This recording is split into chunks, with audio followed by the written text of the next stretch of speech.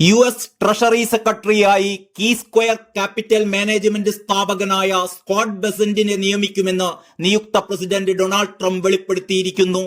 America first അജണ്ടയുടെ ശക്തനായ വക്താവാണ് സ്കോട്ട്. യുഎസിന് ഒരു പുതിയ സുവർണ കാലഘട്ടം കൊണ്ടുവരാൻ അദ്ദേഹം തന്നെ സഹായിക്കുമെന്ന് ട്രംപ് അവകാശപ്പെടുന്നു. അമേരിക്കൻ നിക്ഷേപകനും വിദ്യാഭ്യാസ വിചക്ഷണനുമാണ് ബെസന്റ്. നികുതി കുറയ്ക്കലും ഇറക്കുമതി തീരുവ കൂട്ടലും തിരഞ്ഞെടുപ്പ് വാഗ്ദാനമായി അവതരിപ്പിച്ചിരുന്ന ട്രംപിന്റെ സാമ്പത്തിക നയം നടപ്പിലാക്കുക എന്നതാണ് ട്രഷറി സെക്രട്ടറിയുടെ ചുമതല. അതേസമയം ബെസന്റിന്റെ നിയമനം ഇന്ത്യയെയും സ്വാധീനിക്കുന്ന ഒന്നാണ്. ഡെമോക്രാറ്റിക് പാർട്ടി അനുഭാവിയായ നിക്ഷേപകൻ ജോർജ് സോറസിനൊപ്പം പ്രവർത്തിച്ചിട്ടുള്ള ആളാണ് ബെസന്റ്. പ്രധാനമന്ത്രി നരേന്ദ്രമോദിക്കെതിരായി കടുത്ത വിമർശനം പലതവണ ഉയർത്തിയിട്ടുള്ള ആളാണ് സോറോസ്. ജനാധിപത്യപരമായി തിരഞ്ഞെടുക്കപ്പെട്ട സർക്കാരിന്റെ ഭാഗമായി നിന്ന് ഇന്ത്യയിൽ ഹിന്ദുരാഷ്ട്രം നിർമ്മിക്കാൻ ശ്രമിക്കുകയാണ് മോദി എന്ന് സോറോസ് വിമർശിച്ചിരുന്നു.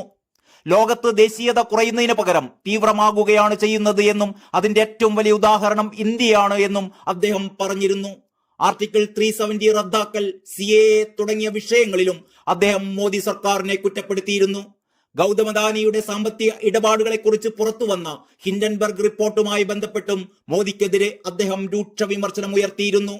മോദിയും അദാനിയും അടുത്ത ബന്ധമുള്ളവരാണ് എന്നും ഹിൻഡൻബർഗ് റിപ്പോർട്ടിലെ മോദിയുടെ മൗനം ഭൂഷണമല്ല എന്നും സോറോസ് പറഞ്ഞിട്ടുണ്ടായിരുന്നു. ഇത്തരത്തിൽ ഇന്ത്യൻ പ്രധാനമന്ത്രിക്കെതിരെ കടുത്ത വിമർശനം ഉന്നയിച്ചിട്ടുള്ള ആളായിരുന്നു സോറോസ്. ഈ സോറോസുമായി അടുത്ത ബന്ധമുള്ള ആളാണ് US ട്രഷറി സെക്രട്ടറിയായി എത്തുന്നത്. ഇത്തവണ ട്രംപിന്റെ പ്രചാരണത്തിന് ബെസന്റ് $30 ലക്ഷം സംഭാവന നൽകിയിരുന്നു. ബെസന്റിന്റെ നിയമനത്തിന് സെനറ്റ് അംഗീകാരം ലഭിച്ചാൽ ക്രിപ്റ്റോ കറൻസിയെ പരസ്യമായി പ്രോത്സാഹിപ്പിക്കുന്ന ആദ്യത്തെ ട്രഷറി സെക്രട്ടറി കൂടിയാവും അദ്ദേഹം.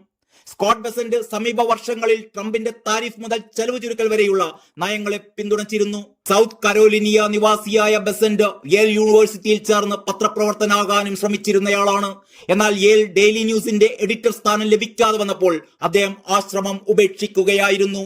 സോറോസിന്റെ മാക്രോ ഇക്കണോമിക് നിക്ഷേപ സ്ഥാപനമായ സോറോസ് ഫണ്ട് മാനേജ്മെന്റിന്റെ ചീഫ് ഇൻവെസ്റ്റ്മെന്റ് ഓഫീസറായും അദ്ദേഹം സേവനമനുഷ്ഠിച്ചിരുന്നു.